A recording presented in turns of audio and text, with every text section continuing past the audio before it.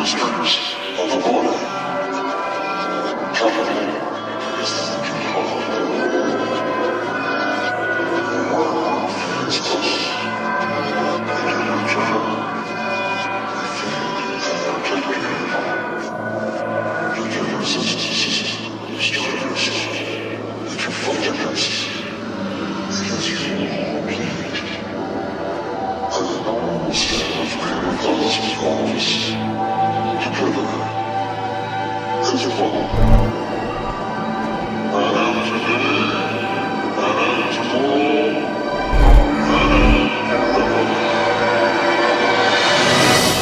Let the games begin! You make this rap like a trip for real. You got a mind, got a tongue, and silver stuff. Please, I gotta get out. Ain't indicating where the best intentions are. I can feel it second. It's coming on the fever in me. I'm feeling like the hurt myself. So tell me how to find out. Tell me how.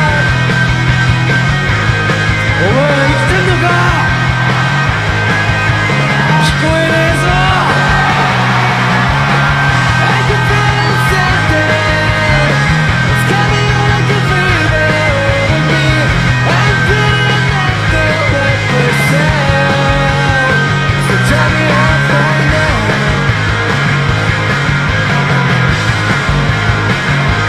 Tell me how. Tell me how. Tell me how. Welcome San Diego Comic-Con 2023 to Tag Your Dead, Why We Love Deathmatch Stories. I'm Dr. Scott Jordan, aka Zombie Scotty, cognitive psychologist, philosopher at Illinois State University, coming to you this evening as the one, the only, the much beloved President Snow from Hunger Games. Thank you very much. Yes, you're supposed to clap, guys, okay? I own the police, okay? So, before we begin tonight, we want to celebrate writers and actors. We want to make it clear that the characters and stories that we will discuss during today's panel were created by writers and brought to life by actors. We strongly support their struggle, and we hope that you experience any cosplay you see during tonight's panel as a loving tribute to their efforts. To memorialize our commitment, our amazing photographer, Mr. Carl Reber. Everyone please, Carl Reber. He will be taking group cosplay photos in the hallway outside of this room after the panel, so please feel free to stick around and join us for a collective Tag Your Dead family portrait. A few rules before we begin. During today's panel, we will play at least 2 deathmatchy kind of games. Please note that the panel is being recorded and will be posted on YouTube at darkloopsproductions. So if you participate in one of our games, you may end up in the video. We will not, however, be panning the audience. That's not allowed by SDCC. Finally, to be clear to all of you, we find the violence depicted in deathmatch stories to be morally reprehensible, yet, for some reason, we just keep watching. Why? Well, let's find out. What I'd like now is for the panelists to introduce themselves, tell you a little something about what they do, and then tell you their favorite character from a deathmatch story and why. And we will begin with Rio. Hi, everybody. All right. My name is Rio Shigeta, actor extraordinaire, stage, screen, and voice. I am an insurance salesman by day, a dungeon master by night, and a frequent guest of Dark Loops production podcast. Let's see, my favorite character of all of the media, I'm having so much trouble choosing because Scott makes me choose my favorite of everything all the time and I can never choose. I'm just gonna say Mimura from Battle Royale. I like the brains, the smart guys, yeah. But I also like people who, live their truths, like the Effie trinkets as well. So, but Mimura is my first choice. There you go, Scott. Thank you, Rio. Our next panelist, Marissa Jordan Lenz. Okay, hello. Like you said, I'm Marissa Jordan Lenz. I am a home visitor. I'm also an MSW student. For anyone who doesn't know what home visiting is, I work with families with kids 0 to 3, work on development, family bonding, that kind of stuff. And then completely unrelated, deathmatch stuff. Before anybody hates me, Naragi is my favorite. Do I know he's a horrible person? Yes. But I like for the writing that they put those horrible people in these kind of shows, because not everyone's a hero. Not everyone is the funny person. Some people are just going to abuse that power. And I like that we see that side of people. Fantastic. Thank you very much. Welcome, and thank you for being here. Dr. Leandra Paris. Hi, I'm Leandra Paris. I am an associate professor of school psychology, which means I do things. I specialize in crisis prevention, intervention, and trauma with kids in school settings. I'm also the associate dean of diversity and inclusion for the School of Ed at William and Mary. And my favorite character, because when we did this, everyone was giving like Battle Royale, Alice in Borderland, so I thought I would do a Hunger Games one just to even it out. So mine is actually Joanna, because she knows how to play the game. And I love someone who surprises you. This is why I love The Usual Suspects, because it's always the one that you think is weak that's actually playing you. And I admire that. Thank you very much. Our next panelist, Stanford Carpenter. Hello, I'm Dr. Stanford Carpenter. I am a Chicago-based cultural anthropologist, former archaeologist, and sometime comic creator. My favorite character is from back to Battle Royale, because, your first love is your best love, is Hiroki Sugimura. I love the fact that he can be brought into this hellscape and still maintain a sense of who he is and pursue pursue the person who he most values, even though, well, it doesn't end well. But no, what I do love is I love that sense of earnestness to a character, because that's secretly what I want out of life. I appreciate earnestness. Thank you very much, Stanford. Our next panelist, Julius Vladimir Francisco. Currently, I fix commercial tankless water heaters as an advisor for different companies throughout the country. On a previous life, I used to direct indies. I'm also one of the youngest members of TISCAL, or the Southern California School of Writers, aka Ray Bradbury's group. My favorite character from these death matches is Rizuna in Alice in Borderland. Not because I see myself in her, but someone like that is the reason why I'm still alive. Yeah. Someone with an analytical mind that helped me out when things were not going well in my life. Thank you so much, Julius. And now I am going to tell you my favorite character, the one, the only, Genji Kuma. The philosophy this man lives by is something that's near and dear to my heart. And his death scene is one of the most profound, wonderful death scenes I've ever seen, where you've seen him live the life of a rock band. Not even really rock stars, just living the life in the van day to day with their buds, living that life, taking risk. And at the end, he says, the ideal life. I just have a lot of respect for that sort of self-appreciation. I was going to cosplay him. I left my buff suit at home, so, all right, so now that why do we love these stories? And you know what we're gonna do? We're gonna play a little game to find out. We're gonna remind you what it's like to watch a deathmatch game. So pay attention to how you feel as you watch players struggle to win this game.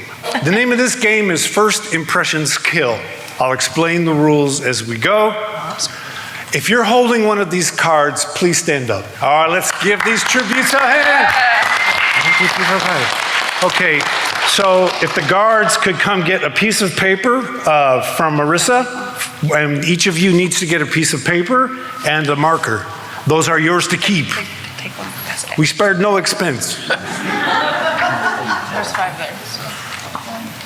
So we'll wait till everyone has a card. So that all of you that may be close to my age or a little younger, you'll recognize First Impressions Kill as the match game.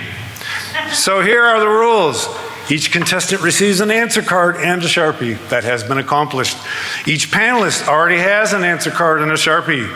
President Snow will show and read a fill-in-the-blank question to everyone.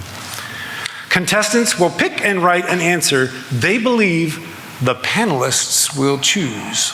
The contestant matching the most panelists wins the match. Ties are resolved by playing Junkin, which will be run by the Joker, Rio, sorry about that. And all contestants who play will receive a prize for participating. To receive your prize, please come up to the front. Marissa and Leandra will make sure you get what you're supposed to receive. And the winner of this game will receive what, Marissa?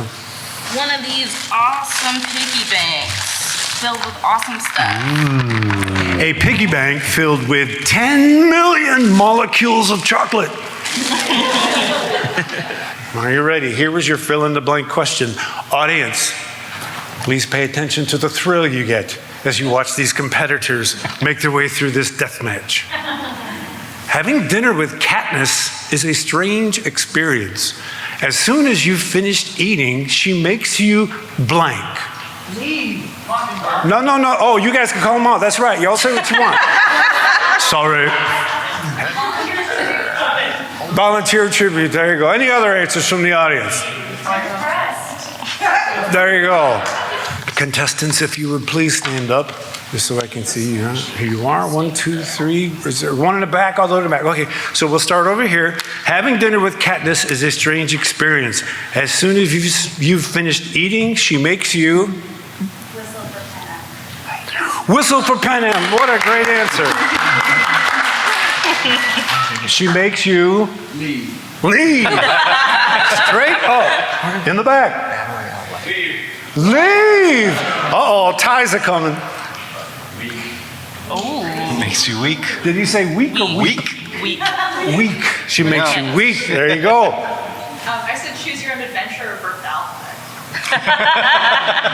Say that one more time for the audience. Choose your own adventure or birth the alphabet. Okay. So we have our answers. Could the contestants please stand? Because like as soon as you're dead, you can come up and get your prize. So Rio, please give us your answer. My answer, having dinner with Katniss, is a strange experience. As soon as you're finished eating, she makes you fight to the death for her affection. All right, fantastic answer. Marissa.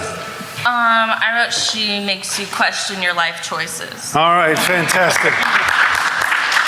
Leandra. She makes you meet her at the, and I couldn't remember if it's the hanging tree or just the tree, but it's the song she sings. Oh, there you yes, go. Yeah. Meet you at the hanging tree. Thank you very much, Leandra. Stanford. She makes me realize that I am bored to death. A little self-indulgence there. And how about you, Julius? Volunteer. Volunteer. All right. So we have no matches. So if each of you could come up and stay up here for a moment because you have to play to the death. But each of you is going to receive one of these signed posters from a flyer for our panel this evening. So thank you so much for being here. Let's get a Stay hamburger here for a contestant. moment. Michael, please stay here. Rio's going to lead the 5 of you through a game of Junkin. Yep, one of you is going to win. Do you all know how to play rock, paper, scissors? Yep. Oh. So the way in Japanese you play is janken hoi. Hoi is throw. Y'all ready? Yeah.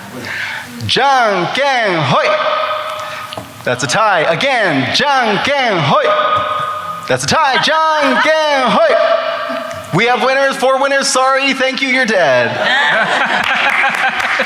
And again, janken hoi. Again, janken hoi. We have a winner! And the winner receives the pig with the thousand. Oh, and tell them what that is. Please do. You also get a gift card for a PlayStation. Fantastic. Thank you so much, everyone, for playing. And death by sugar.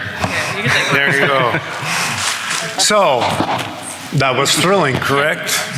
You were on the edge of your seats. That's precisely why we watch these shows. So what we're going to do is I'm going to ask each of my panelists to talk to you for a couple of minutes about why they believe people love deathmatch stories, and we shall start with Rio. Sure, absolutely. So I think among the media that we're discussing today, you know, Hunger Games, Battle Royale, Squid Game, Alice in Borderland, the ones that I'm drawn to the most are the ones where the contestants are younger, the teenagers, the children, and that's, you know, kind of crazy to say, right? I have a point. I'll get It's on there. camera, man. The reason I say this is because I think that, at least how I recall, being a teenager and all of those hormones coursing through your body and brain, everything seems life and death, right? But at the same time, you feel invincible. Mortality is just not on your mind. And so what would happen if you just turned up those stakes by making mortality real for these hormonally crazed teenagers and young people? You get the Hunger Games, you get Battle Royale. Now, on top of that, you get basically the entire arc of a story per character, because the destination for almost everyone is death.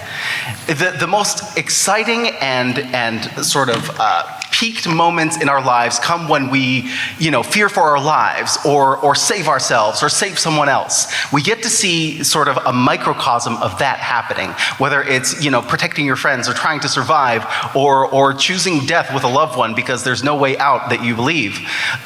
It always heightens the stakes to 1,000,000, you know? And I feel like we only can imagine these, and with the variety of characters and all of these, you can put yourself in the position of these characters, and sometimes they make the wrong choice. And you think to yourself, am I making the wrong choice in my life? And it's kind of fun to question that to yourself while you watch. Thank you so much, Rio. Would any of the other panelists like to follow up on Rio's statement? I would comment, but then he said kind of what I was going to say, so I don't want to, I don't have any, I don't All want right. to steal my own thunder. Steal your own thunder. I know. You kind of lost me at children. I mean, I was with you for that first half a sentence, and then you said children, and damn. I mean, darn. Why do you think that we like watching teenage? I mean, you gave a good explanation, but like, why teenagers? Wait, what do you mean we? Why do you think that we love watching teenagers Teenagers kill each other. I don't particularly enjoy, especially watching young people kill So one another. the other half is the older characters, right? You have your Squid Games and your Alice in Borderlands. Those represent characters on the edge of something. In Alice in Borderland, they're on the edge of change, either into adulthood or into society in a different way. And in Squid Game, they're all on the edge of financial ruin. And that's why you lost me at children. Because I think it's just what I think is interesting about when you start getting into older characters is you have people who are literally existing in the wake of a succession of choices, good and bad. Whereas with children, they haven't even had time to even make very many choices to begin with. See, I agree with you. Go ahead. And so from that perspective, I actually find that element to be a little bit on the troubling side. And I think what is interesting is when we see, and I don't want to go too far because now we're going to get into what I was going to say. All right. But when we start to see the choices that people make and the choices that people have made to get there, and about how it helps to flesh out this world in which at some point we start to realize that what seemed like a really bad choice at the time was actually really good, and what seemed like a really good choice at the time was actually really bad, and that life is it's about how do we strategically manage our choices, and I find that to be interesting. All right, Julius has a quick follow-up, and then we're going to move on. Yeah, I think we're fascinated with it because same reason why we're fascinated with the Roman Colosseum and MMA, because there's something that speaks with the primordial ooze, like when you go in a death match. Like there's a lot of great like literature of like sports writing, like like Larry Merchant, Damon Runyon. They talk about this. Like the reason why we're fascinated is because there's something in like our primitive maybe hind mind that like is captivated by that. And a lot of the deathmatch stories, particularly in the last half of like 20th century, like one of the original classics, like Logan's Run. In the original story, like you dead by like 21. Like, you know, you gone. You know, it's actually not 30 like in the movie. Right. You know, so. So just to quickly follow up, I do think Rio has captured the essence of Battle Royale. He and I have talked about this, and then I watched it again the other night.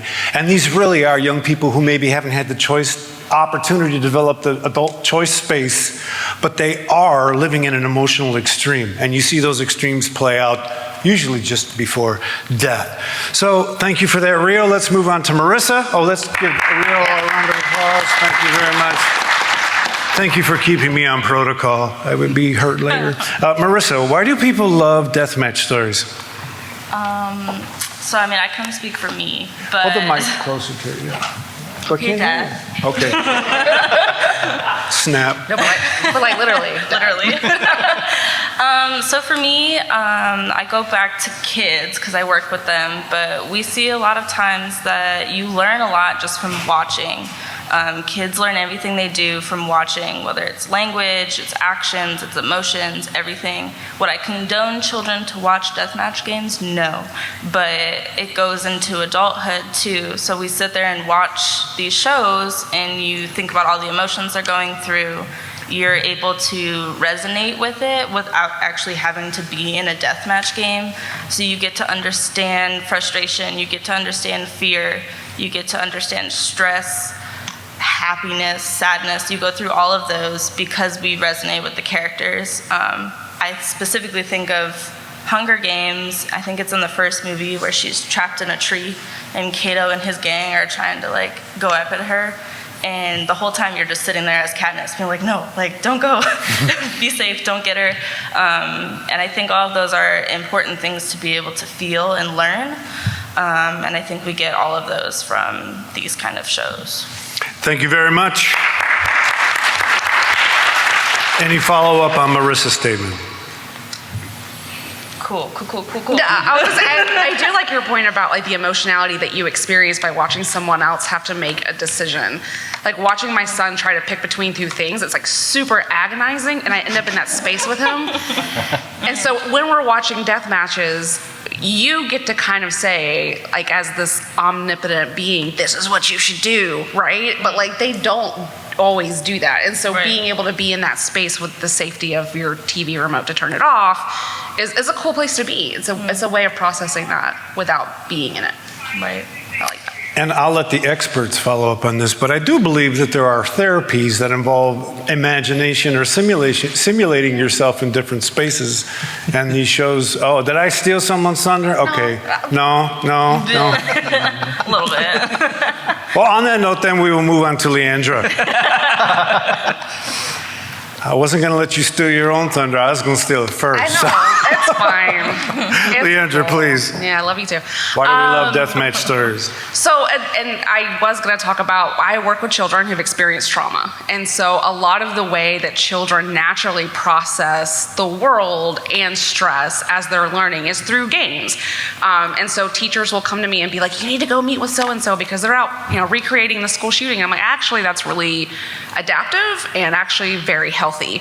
And so we think that as we grow up, we leave the games behind, but they actually just evolve. The way that we process things happening to us often are through games and through play. As adults, it's boardroom games. As adults, it's Dungeons and Dragons, or it's game nights, or it's video games. Anyone playing Diablo 4? Because I'm obsessed anyway. Yes, thank you. And so having the death match added to that ups the ante, right? Like you know what's important to you when death is on the line. And so you get to explore, would I have made that choice? And it's a way of having this imaginary space to process how you feel about things that you're experiencing, whether it's the heightened emotions of a teenager or impeding financial doom or the apocalypse or dictatorship, insert whatever. And so I think we enjoy it because it provides structure to understanding ourselves and our world around us. It's just fun. It is fun. Thank you, Leandra. Any follow-up? I think I would agree with you, actually. It's also, I think, based on what you're saying, just kind of a way to experience lived life things without actually having to live them. too. Like you go through those games and you kind of like simulate yourself in these areas that you're never going to experience. So it's kind of a way to process that without actually having to go into a death match. So it's kind of Yeah, and decide would you have made that choice? Like, Right. how would you and why would you make that choice? I think it's a fascinating way of processing the world. Okay then, guys, it's time for the deadliest game of all. That last game was easy. All you had to do was fill in a blank. This time, you're going to have to deceive people.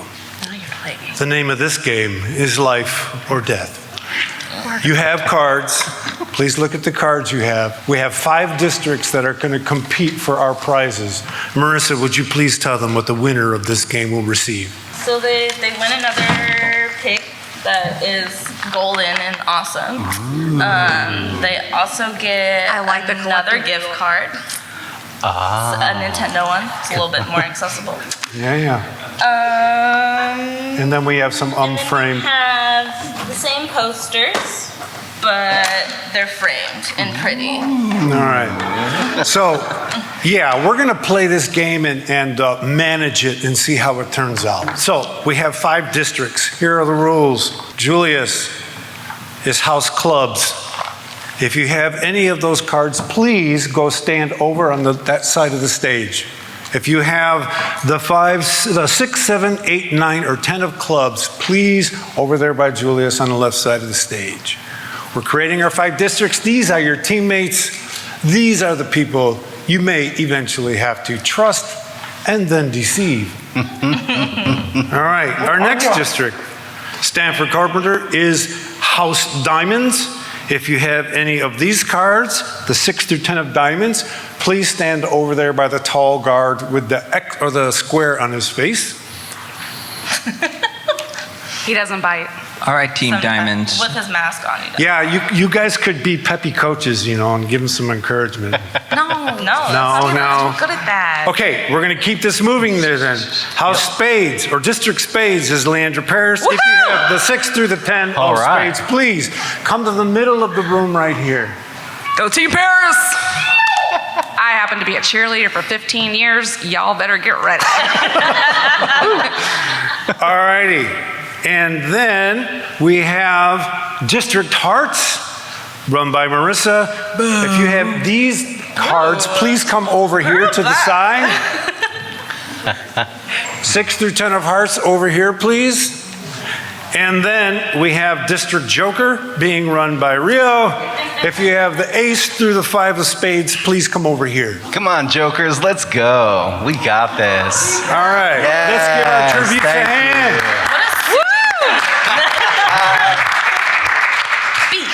We have 5 on each team. This worked out extremely well. Let's go. All righty. Be aggressive. You got to pay attention to these rules, okay? Aggressive. Because it's a lot. Aggressive.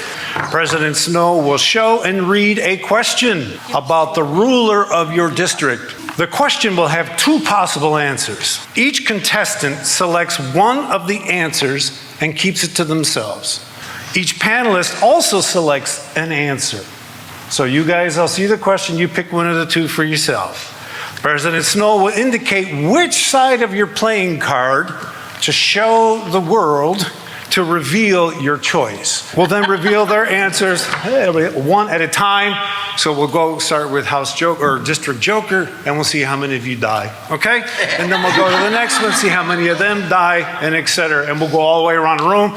The minute you die, please come by, pick up a prize, and then we'll thank you for your tribute. All right, here we go with life or death. Round 1. If the ruler of your district participated in the Hunger Games, would they select a spear or a sword?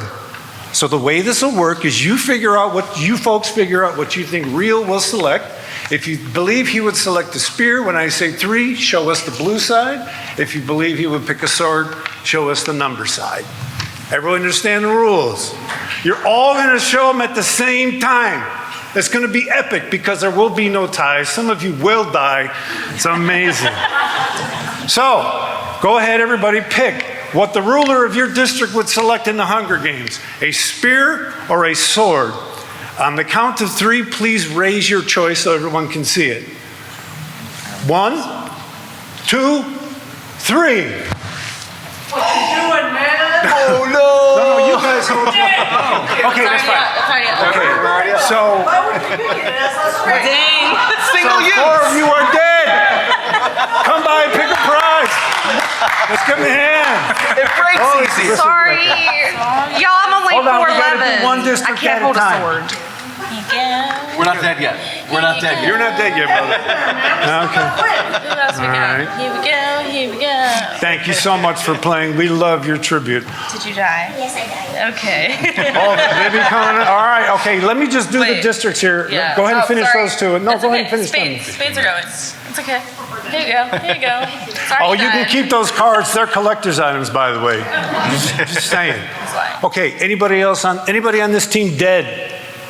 Yes. Come on up. I saw you. Where are you at? All right. Let's give her a hand. Anybody else here dead? That's already done. No. How about diamonds? Anybody in diamonds dead? Okay, thank you very much. Over here? Okay, thank you very much. What?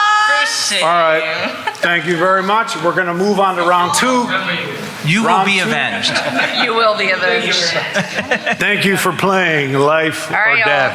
y'all. Y'all got this. Round Remember. 2 is even more lethal. Pay attention. Round 2. So we. Oh, a new rule.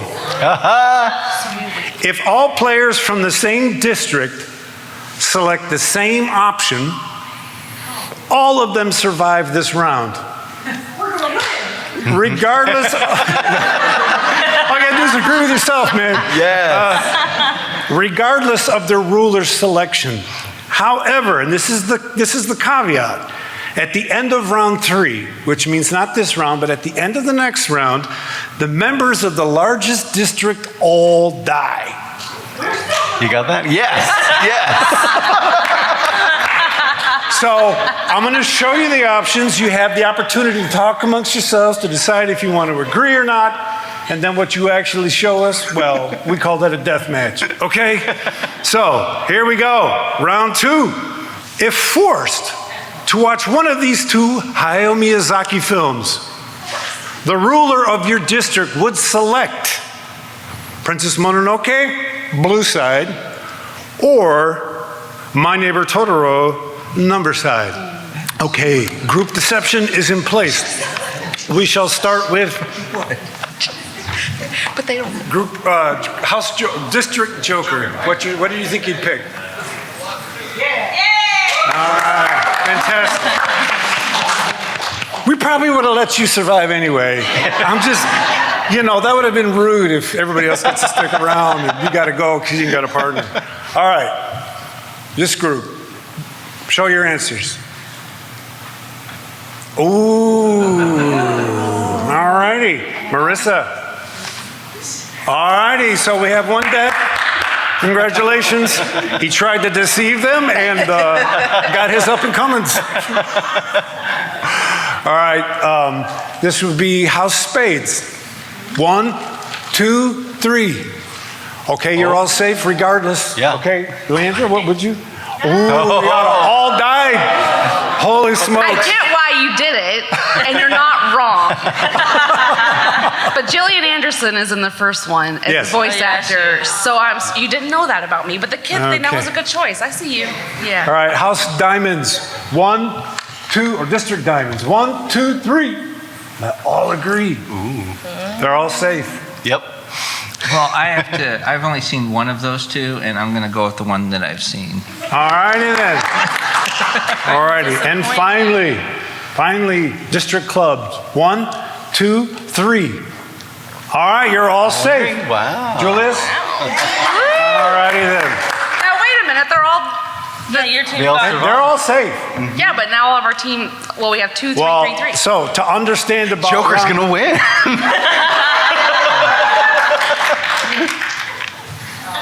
So round 3, remember, the house with the most number of players left, those players die. If there's a tie, guess what? Y'all die. Here we go. Round 3. If forced to pick their favorite of these 2 characters from Avatar: The Last Airbender, the ruler of your district would select Toph, blue side, or Appa, number side? Yes, District Joker, 1, 2, 3. that's. Oh, dude, I'm so sorry. District Joker, okay. What would you have picked? All right, okay. I'm sorry.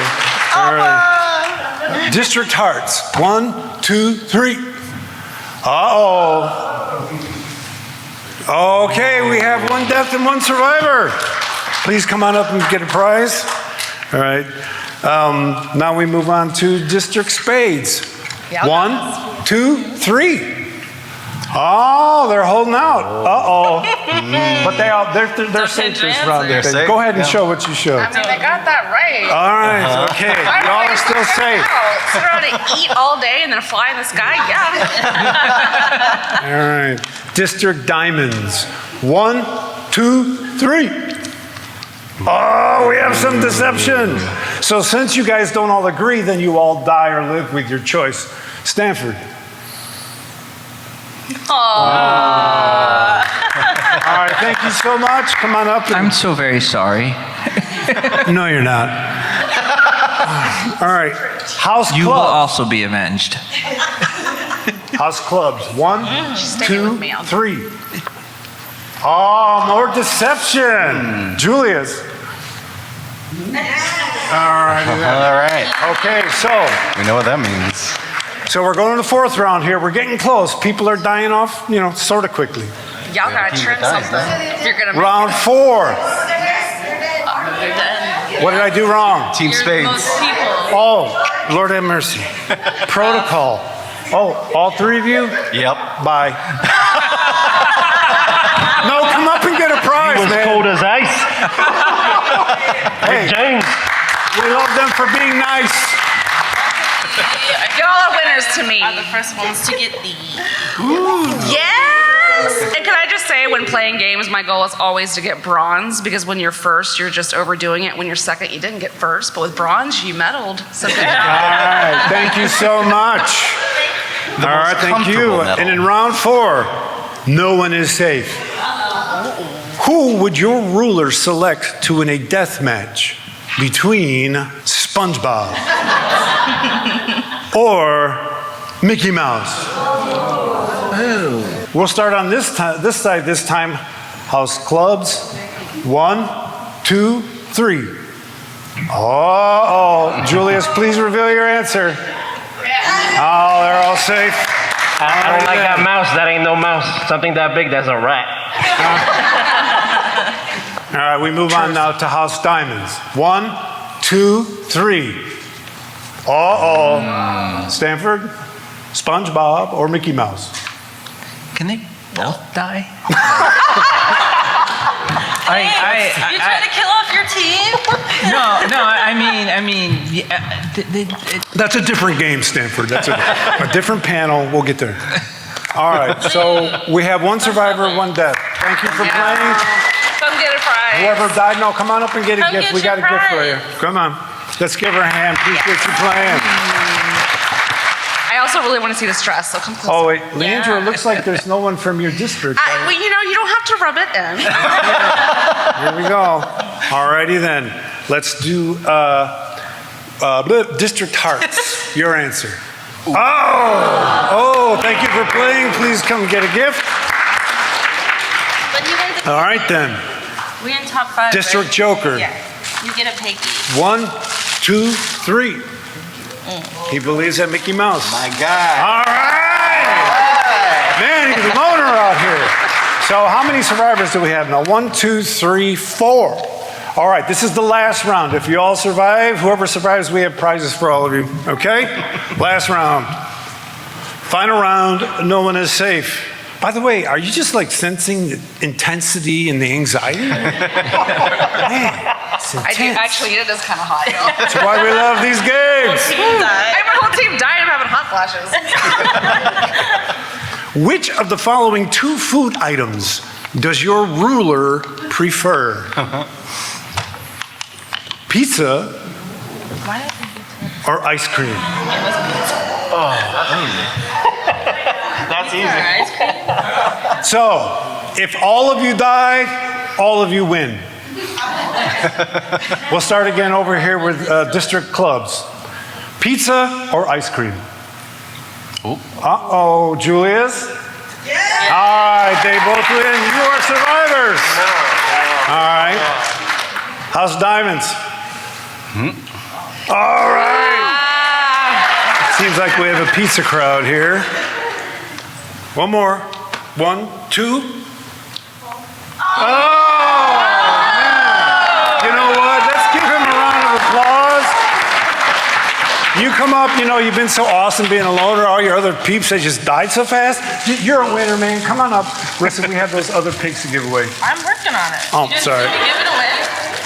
If I could get it out the So come on up. You have your winner's prizes. And the 4 of you need to play Junkin real quick so that we can, don't go anywhere yet. Wait, You got to play Junkin to figure out who we gets. have survivors, Right. right? There's 3 left. 3 left, yeah. He's the only one He that died. He died. Okay, sorry, dude. It's is never the hard ones work, that survive man. that are our favorite characters. It's hard work. All Okay. right. So it's going to be Janken Pong. So on Pong, you shoot. All right? Just before we start, no pressure. You only represent all of your dead comrades. So it's rock, paper, scissors. Okay. And you throw on Janken Pong. This is going to go real well. All right, ready? Janken Pong. Oh. Janken Pong. One more time. Try We'll do it again. I'll tell you. Janken Pong. We have a winner.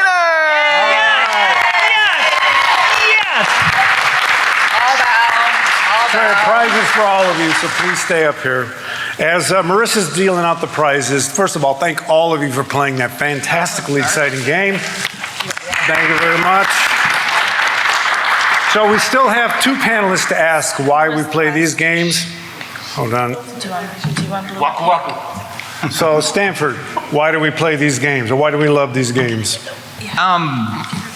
You know, it makes me think of one of my favorite lines from Cheers, where Norm walks in the bar and they ask him how he's doing, and he says, "It's a dog-eat-dog world, and I'm wearing milk-bone underwear." I feel like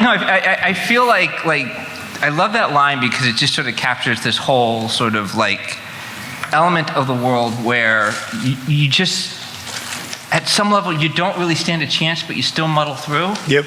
And that's what I love about that line. And I love the humor in it. And that's also what I think is interesting about these death matches is that you know it's practice, right? Yep. It's this moment where you can really think through, and I was putting down some notes as everybody else was talking, but not sharing them with the class. Is that you know, the thing about the reason why I feel like part of how it works is that in the end, like everyone but me dies, right? Mm-hmm. And that's kind of like how everybody kind of sees it. Like everyone but me dies. Right. Like everyone dies, but I know I'm going to be the one exception, right? And I see death as kind of the end of learning because you don't get to make any more choices. Yep. And that's what I think is interesting about the deathmatch is that there's something that you can learn from death, but you can't learn it by experiencing it. Well said, Stanford. We've got to keep things moving here. So, Julius, why do you think we love these shows? I think the reason why is because it's a carryover from the time of like pre-agriculture. The reason why we got civilized, you know, modern industrialized civilization is because of agriculture, because of our excess food stocks, essentially. So we have more time to do things, right?